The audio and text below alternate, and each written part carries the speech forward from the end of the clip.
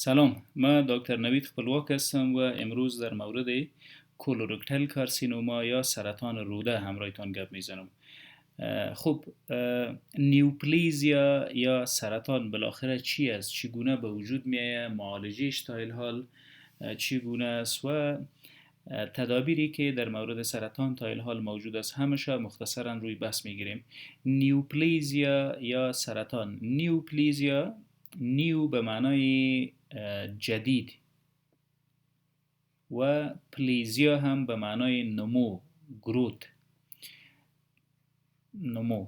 اگر در یک قسمت از وجود ما نموی جدید حجرات و انساج به وجود آمد توسط سیستم دفاعی ما کنترل نشد، به نام سرطان یاد میشه. ما دو نوع سرطان داریم: سرطان های خوشخیم یا سرطان های سلیم یا بیناین تیومورز و سرطان های خبیث یا سرطان های بدخیم یا مالگننت تیومورز.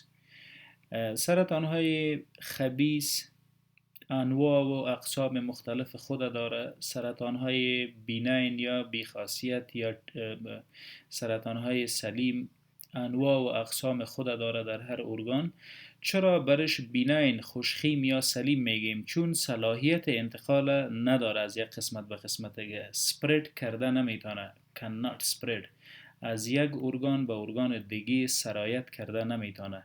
اینا را لوکالایز تیومور میگه. در هر قسمتی که به وجود آمد میتونه مزاحمت خود در اونجا ایجاد کنه. مثلا در میری اگر باشه مجرای غذا را میبنده، در روده اگر باشه مجرای مواد غایطه را میبنده، ولی از یک نقطه به نقطه دیگه قابلیت سرایت نداره. به می خاطر است که به نام سرطان های سلیم یاد میشه. مالیگننت تیومور صلاحیت انتقال یا متاستاسیس داره. متاستاسیس یا پریفرال دیپوزیشن یا از یک نقطه وجود به دیگر نقطه وجود سرایت کردن. این صلاحیت سرطان های خبیث داره و انواع و اقسام مختلف سرطان ها موجود است. ما امروز در مورد سرطان خبیث روده که کولورکتل کارسینوما نام داره گپ میزنیم. کولو یعنی در تمام قسمت از کولون به وجود میاد. کولون به شمول اپندکس چندین ساحه داره. این ساحهش به نام سیکم یاد میکنه. سیکم تقریبا اینقدر ساحه روده کلان ماست. سیکم بالاتر از سیکم تمام از این ساحه را به نام کولون یاد میکنیم. قسمت آخری اینجا رکتم نام داره. رکتم. پایین تر از رکتم کانال مقعد است و بالاتر از رکتم هم قسمت دیگه از روده کلان ما، قسمت دیگه از کولون که به نام سگماید کولون یاد میشه. سگماید کولون. کولورکتل کارسینوما میتونه در رکتم به وجود بیاید، در اینجا میتونه در سگماید کولون به وجود بیاید. این بخش کولون که به طرف پایین میاد به نام دیسندینگ کولون یاد میشه. دیسندینگ کولون یا بخش از روده که دیساند میکنه به طرف پایین میاد. کولورکتل کارسینوما میتونه در دیسندینگ کولون به وجود بیاید. این قسمت از روده کلان ما که به شکل افقی افتیده به نام ترانسورس کولون یا کولون افقی یاد میشه. ترانسورس کولون. و قسمت دیگه از کولون که از با سیکم وصل است، از اینجا شروع میشه و به طرف بالا میره، اسند میکنه. اسندینگ کولون. کارسینومای کولورکتل یا سرطان روده کلان در هر قسمت از روده به شمول رکتم، سگماید کولون، ترانسورس کولون، دیسندینگ کولون و اسندینگ کولون و حتی اپندکس میتونه به وجود بیاید. خب، میایم روی سرطان ها. اگر حجرات بدن، قسمت از حجرات روده ما فرضاً این ساحه طغیانی و سرکش شد، سر به خود نمو کرد، یک کتله و یک دانه را به وجود آورد. اگر این دانه سرطانی بود، خبیث بود، در مدت 6 ماه از روده به ارگانهای مجاور ما سرایت میکنه. خوب، ارگانهای مجاور رکتم در مردها پروستات، در زنها رحم و نفیر و تخمه، همچنان پایینتر از او مثانه و پیپ های مثانه و همه قسم هر ارگان دیگه با هم یک چینل ارتباطی داره. سرطان ها هم از این نقطه، از این چینل ها استفاده کرده و سرایت میکنه از یک نقطه به نقطه دیگه. مستقیم میایم روی علائم و نشانه های ساین سیمپتومز یا علائم و نشانه های سرطان روده کلان گپ میزنیم. فرض مثال اگر سرطان در رکتم موجود بود، اولین علائمی که مریض احساس میکنه incomplete evacuation. معنای از این گپ چی است؟ مریض میره و تشناب، بعد از رفع حاجت احساس میکنه که به شکل درست تخلیه نشده. چرا اما قسم احساس به وجود میه؟ چون مانع شده کتله سرطانی مواد غایطه را اجازه نمیده که به صورت درست و اساسی به پایین انتقال شود و امیست که بعد از رفع حاجت، بعد از رفتن به تشناب احساس میکنیم که یک چیز از مواد غایطه مانده. خوب فرضاً این مواد غایطه است و در این ساحه هم تیومور موجود است، اجازه نمیده که تمام والیم مواد غایطه بیرون اخراج شود و امیست که sense of incomplete evacuation یا احساس عدم تخلیه در مریضای مبتلا به سرطان مقعد، سرطان روده کلان خصوصا رکتم موجود می باشه. ولی باید سراسیمه و افسرده نشیم، چون دیپرشن، تکلیف IBS و IBD هم میتونه عین موضوع را به وجود بیاره، incomplete evacuation یا عدم تخلیه. در پهلویش خونریزی مقعدی خیلی زیاد موجود است در مریضای مبتلا به سرطان رکتم، بلرد پر انم یا خونریزی مقعدی. خب ما هم هم میتونه بواسیر سبب خونریزی مقعدی بگرده، هم میتونه شق مقعد یا شقاق مقعد یا آنال فشر بگرده، هم میتونه زخم مقعد، هم میتونه زخم روده سبب خونریزی بگرده. یکی از این خونریزی ها میتونه ریشه سرطانی داشته باشه، چون سرطان ها فرض مثال اگر در اینجا سرطان موجود باشه، دانه سرطانی، سرطان معمولا در وقت نمو میکنه کلان میشه و این کتله آیسته السریتد یا زخمی میشه و سبب خونریزی میگرده. خب این خونریزی را ما میتونیم به چند نوع ببینیم: هماتوکیزیا یا خون تازه شفاف و سرخ در مواد غایطه، معمولا دلالت میکنه به موجودیت سرطان ها در نواحی پایین روده کلان، رکتم و حتی کانال مقعدی.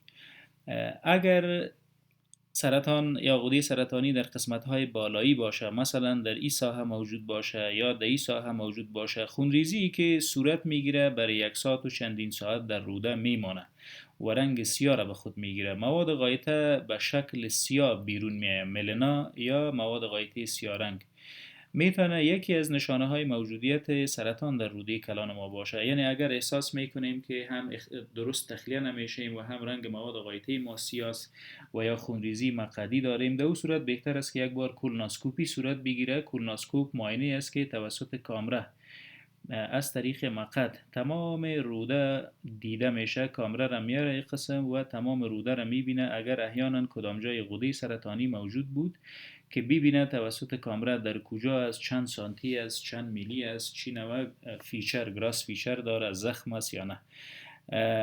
ولی اینجا باید سراسیمه نشیم، وارخطا نشیم. ملنا نه تنها در سرطان بلکه در زخم معده، در زخم روده، در زخم میری، خونریزی بینی، در همه از اینا پیدا میشه. یکی از علتهای ملنا یا موجودیت مواد غایطه سیارنگ موجودیت سرطان ها در روده و قسمت از جهاز هاضمه است. در پهلوی این که این علائم به وجود میاد، سیستمیک فیچرز یا تغییرات و تبدیلات در سیستم های مختلف بدن هم بنابر موجودیت سرطان ها به وجود میاد. یکی از سیستمی که زودتر و بیشتر توسط سرطان متضرر میگرده سیستم جریان خون است. خوب هم سرطان سبب مصرف خون میگرده، ای دانه های سرطانی، و هم خونریزی سبب مصرف خون میگرده. پس یکی از چالش هایی که در سرطان همیشه موجود است انیمیا یا کمخونی، از دست دادن وزن یا ویت لاس. هر فرد مبتلا به سرطان خبیث در کمترین مدت وزن خود از دست میده. خوب اگر قسمی علائم جنبندی بکنیم، اگر یک فرد هم احساس عدم تخلیه داره، هم وزن خود از دست داده، لاغر شده، هم در مواد غایطیش خون است یا مواد غایطی سیاه رنگ داره و هم کم خونی و وزن از دست داده، جمع خستگی و کسالت و دردهای خفیف استخوان، رنگ زرد و پریده، همه از اینا نشانه های موجودیت سرطان متاسفانه در روده است که اگر با چنین وضعیت روبرو هستیم بهتر است یک بار با دکتر معالج خود گپ بزنیم. ویکنس یا ضعف و بالاخره در آخرین استیج ها متاسفانه سبب مرگ میگرده. اوکی، اگر این علائم داریم بهتر است که یک بار با دکتر معالج خود ببینیم. اگر نیاز بود که اونا کولونوسکوپی را انجام بده که توسطش هم مقعد، هم رکتم، هم قسمت های مختلف روده کلان ما قابل مشاهده و قابل دید است.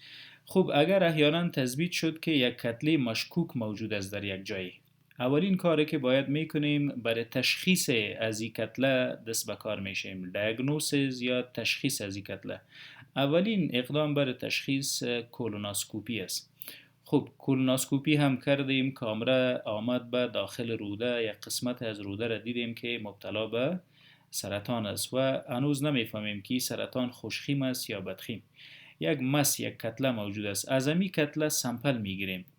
توسط چی؟ توسط امی کولونوسکوپی که به داخل روده رفته. سمپل گرفتیم، سمپل یا تیشو بایوپسی. این سمپل ما را باید دکتر دیگه به نام هیستوپاتولوژیست مطالعه بکنه که نوع حجرات، نوع تغییر و تبدیل در حجرات در این کتله چی نوع است، ریشه در موجودیت سرطان داره یا خیر. اگر تثبیت شد که سرطان موجود است،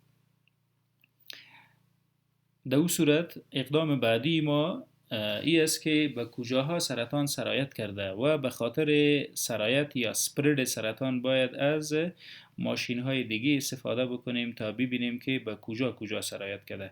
البته سرطان توسط چی سرایت میکنه؟ توسط جریان خون سرایت میکنه، توسط رگهای لنفاوی سرایت میکنه، به ارگانهای مجاور سرایت میکنه، از طریق استخوان سرایت میکنه از نقطه متاثر به نقطه های نرمال بدن. اگر احیانا سرطان موجود بود، تشخیص شد که مالگننت یا بدخیم یا خبیث است، در اون صورت باید حداقل سی تی اسکن و ام‌آرآی صورت بگیره تا بفهمیم که در کدام ارگان‌های دیگه سرایت شده یا نه. سی تی اسکن یا ام‌آرآی اینا دو متد خیلی عالی رادیولوژیک است که کمک میکنه در تثبیت و تشخیص حجرات سرطانی در هر قسمت دیگه از بدن. اوکی، سرطان بنابر علائم بعد از اندوسکوپی و بایوپسی تثبیت شد. چگونه معالجه سرطان ممکن است؟ برای معالجه سرطان چیزی که خیلی مهم است تریتمنت یا معالجه. اول باید ببینیم که سرطان در درجه چندم است. در درجه اول و دوم هم جراحی صورت میگیره و هم در صورت نیاز به مریض کیموتراپی، واکسین، رادیوتراپی شوا میدن. اگر سرطان ها در درجه های آخر باشه، یعنی در درجه 4 باشه که هم در روده و هم در تمام قسمت بدن است، در او صورت متاسفانه هیچ تدبیر هم کارآمد نیست، یعنی کدام علاج مطلقی به او سرطان ها موجود نیست. پالیاتیو تراپی یعنی تنها برطرف کردن علائم برخاسته از سرطان چون درد شدید استخوان، بی‌اشتهایی، کمخونی، کسالت، خستگی، تکالیف دیگه برخاسته از سرطان چون تکالیف سوء هاضمه، اینا را میتونیم معالجه کنیم، ولی اصل تکلیف که خود سرطان است نمیتونیم معالجه بکنیم. سرطان ها معالجه مالتی مودالیتی داره، یعنی هم کیموتراپی باید به مریض بدیم، کیمو یا کیموتراپی که شکل اختصارش دکتر سایبا کیمو میگه. کیموتراپی یا معالجه شیمیایی یا معالجه کیمیایی. در این نوع معالجه بر سرطان دواهای مخصوص ضد سرطان در وعده‌های مختلف وقت به شکل واکسین های هفته‌وار و ماهوار داده میشه. هر سرطان از خود میاد برای معالجه داره و هر سرطان از خود نوع دوا برای معالجه داره. همچنان توسط کیموتراپی سرطان تعقیب میشه. اگر سرطان در درجه های اولیه اول و دوم بود، کار دومی که صورت میگیره سرجری یا جراحی سرطان است. کتله سرطانی باید برداشته شود از وجود. بعد از او دوباره کیموتراپی در بعض سرطان ها صورت میگیره. بعد از جراحی اگر حجرات سرطانی موجود بود، در او صورت کیموتراپی باید دوباره تطبیق شود تا حجرات موجود و زنده سرطانی از بین بره. جمع رادیوتراپی یا شعاعهای مخصوص رادیو نیوکلر ریز که میتونه سبب کشتن حجرات سرطانی بگرده. رادیوتراپی یا همون شعاعهای مخصوص اتمی است که حجرات سرطانی را از بین میبره. مثلا در غده پروستات اگر سرطان باشه، توسط بیم های مخصوص رادیوتراپی هم پروستات و هم حجرات نرمال مجاوره مورد حملات رادیولوژیک قرار میده. همین نوع معالجه سرطان است که در هر بخش از سرطان قابل تطبیق است، هم در سرطان روده و هم در هر بخش دیگه از سرطان ها. کیموتراپی، رادیوتراپی و سرجری جزء از اسباب است که توسطش میتونیم سرطان مهار کنیم، کنترل کنیم و معالجه بکنیم. اگر احیانا سرطان ها به استیج های بالا 3 و 4 ارتقا میکنه، در اون صورت هیچ نوع معالجه متاسفانه تدبیر عالی نداره. بعد از هر معالجه‌ای که صورت میگیره بالاخره بحث روی پروگنوز یا زنده ماندن مریض میباشه، نه بحث روی از بین بردن تکلیف. تنها در درجه های اولیه سرطان میتونیم فکری از بین بردن و مکمل خلاص کردن مریض از شر سرطان داشته باشیم. اگر علائم مرتبط به سرطان ها را در روده داریم، بهتر است که اونا را پیگیری بکنیم تا خدای ناخواسته به سرطان مبتلا نباشیم.